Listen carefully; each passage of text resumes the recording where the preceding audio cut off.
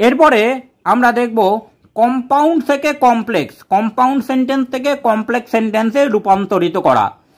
সেন্টেন্সে if clause, দো clause, as clause ইত্যাদি ব্যবহার করে আমরা কম্পাউন্ড সেন্টেন্স থেকে কমপ্লেক্স সেন্টেন্সে পরিণত করতে পারবো। অর্থাৎ ইফ ক্লজ, দো ক্লজ, অ্যাজ ক্লজ ইত্যাদি এই ক্লজগুলো আমরা ব্যবহার করে পরিবর্তন করতে পারবো। যা দেখো, he was present there but he was not involved in the mischief. সে সেখানে উপস্থিত ছিল কিন্তু সে ওই ঘটনার মধ্যে ইনভলভ ছিল না। তাহলে বাট দিয়ে আমরা এখানে কি করছি, দুটো ঘটনাকে যুক্ত করছি, অর্থাৎ কম্পাউন্ড সেন্টেন্স। এইবার এটাকে আমি কমপ্লেক্স সেন্টেন্সে পরিণত করছি।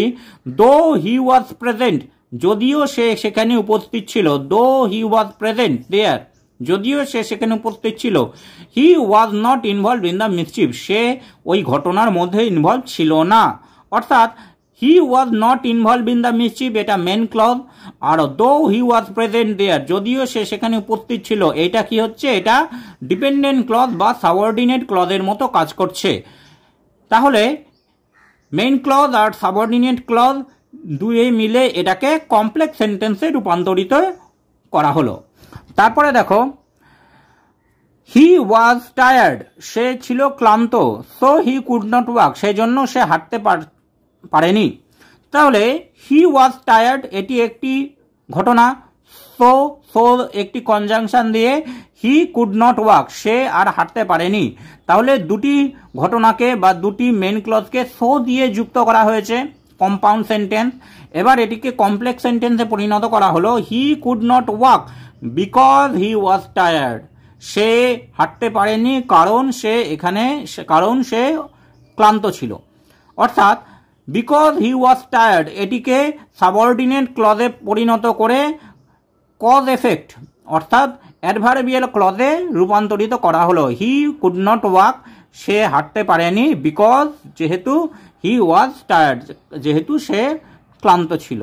অর্থাৎ এইভাবে আমরা ইফ ক্লজ, দো ক্লজ, বিকজ ক্লজ, অ্যাজ এইভাবে বিভিন্ন লিঙ্কার বসিয়ে আমরা কম্পাউন্ড থেকে কমপ্লেক্সে রূপান্তরিত করতে পারি।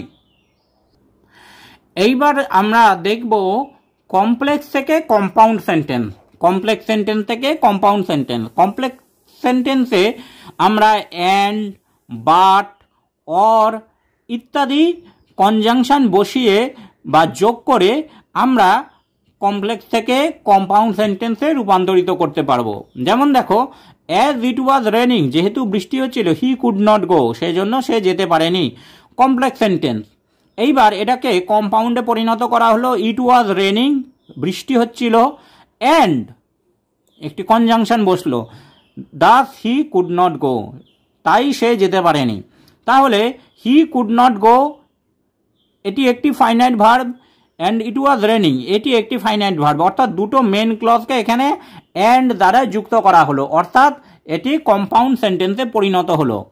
She found her book that she had lost, সে বইটা পেয়েছে যে বইটা সে হারিয়েছিল। অর্থাৎ দ্যাট শি হ্যাড লস্ট এটি একটি ডিপেন্ডেন্ট ক্লজ, আর শি ফাউন্ড হার বুক এটি মেন ক্লজ। তাহলে এটি কমপ্লেক্স সেন্টেন্স। এবার এই কমপ্লেক্স সেন্টেন্সকে আমি কম্পাউন্ডে পরিণত করছি। She had lost her book but she found it. She had lost her book একটি ফাইনাইট ভার্ব, সে তার বই হারিয়েছিল, কিন্তু শি ফাউন্ড ইট সে এটা খুঁজে পেয়েছে। অর্থাৎ এখানেও দুটি মেন ক্লজকে বাট দিয়ে যুক্ত করে এটিকে কম্পাউন্ড সেন্টেন্সে পরিণত করা হয়েছে। অর্থাৎ এই রকম আমরা কনজাংশন যুক্ত করে আমরা কমপ্লেক্স সেন্টেন্সকে কম্পাউন্ড সেন্টেন্সে রূপান্তরিত করতে পারবো। Thanks for watching this video. তোমরা ফেসবুক এবং ইমেলে কন্ট্যাক্ট করতে পারো।